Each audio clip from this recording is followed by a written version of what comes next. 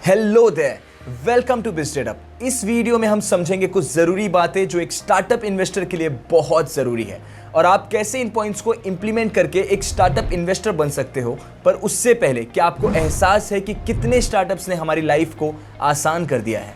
Startups ने ही केवल कई पुराने ट्रेडिशनल बिजनेसेस को मॉडर्नाइज एंड रेवोल्यूशनाइज किया, बल्कि हमारे रोज़मर्रा के काम आने वाली चीज़ों को भी बड़े ही आसानी और किफ़ायती तरीके से उपलब्ध करवाया है। सोचिए, गर्मी में लंबी दूरी की यात्रा करना और ऑटो वाले के साथ लगातार सौदेबाजी के बाद भयानक होता अगर ओला एग्जिस्ट नहीं करता।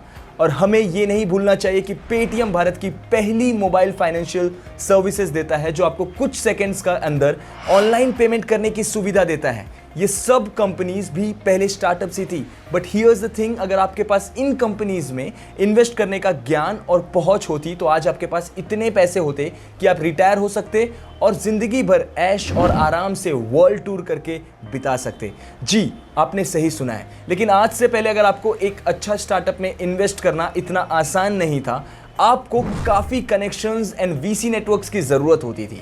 और यही नहीं, इसके साथ साथ आपके पास कम से कम 25 लाख रुपए की ज़रूरत पड़ती।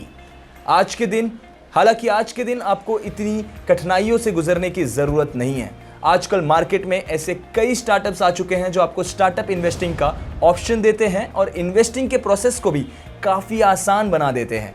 ये तो हुए प्रोसेस एंड प्लेटफॉर्म की बातें, बट ये भी जानना आपके लिए ज़रूरी है कि स्टार्टअप इन्वेस्टमेंट्स में हाई लेवल रिस्क होता है and this can result in a total loss of capital. As a result ये बहुत ज़रूरी है कि आप इस इन्वेस्टमेंट के बारे में वो सब कुछ सीखें जो आप कर सकते हैं। आपको सिर्फ उतना ही इन्वेस्ट करना चाहिए जितना आपका बजट आपको अनुमति देता है और स्टार्टअप के लिए आपके उत्साह की वजह से ओवर इन्वेस्ट नहीं करना चाहिए। स्टार्टअप इन्वेस्टिंग एक हाईली प्रॉफिटेबल इन्वेस्टमेंट इंस्ट्रूमेंट है, बट हाई प्रॉफिट्स के साथ हाई रिस्क भी आते हैं। स्टार्टअप मार्केट काफ़ी वोलाटाइल होता है क्योंकि ये न्यूली फॉर्म्ड कंपनीज होती है, तो इनका फेल होने के चांसेस भी काफ़ी ज़्यादा होते हैं। अब तक हमने स्टार्टअप्स के एक पहलू को देखा है, चलिए अब दूसरे पहलू पर नजर डालते हैं। First of all, there is no specific time period जिसके अंदर एक स्टार्टअप रिटर्न देने की गारंटी देता है। द फर्स्ट थिंग, ऐसे स्टार्टअप्स की तलाश करें जो आपके स्पेशलाइजेशन और इंटरेस्ट से मैच करते हो। इस तरह आप स्टार्टअप्स को और उसकी ग्रोथ को डीप लेवल पर समझ पाएंगे। इससे यह होगा कि स्टार्टअप की जर्नी को एनालाइज कर पाएंगे और यह आपके इन्वेस्टमेंट पर रिटर्न के लिए आपको पेशेंस मेंटेन करने में हेल्प करेगी।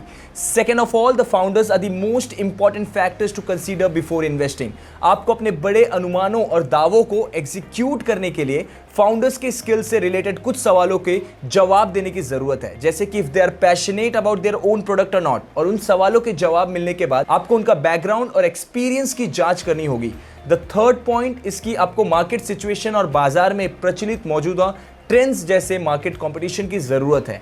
इसके बाद आपको यह विचार करना चाहिए कि स्टार्टअप की लॉन्ग टर्म स्कीम्स क्या है, whether the founders are aiming for an early exit और एन एक्विजिशन।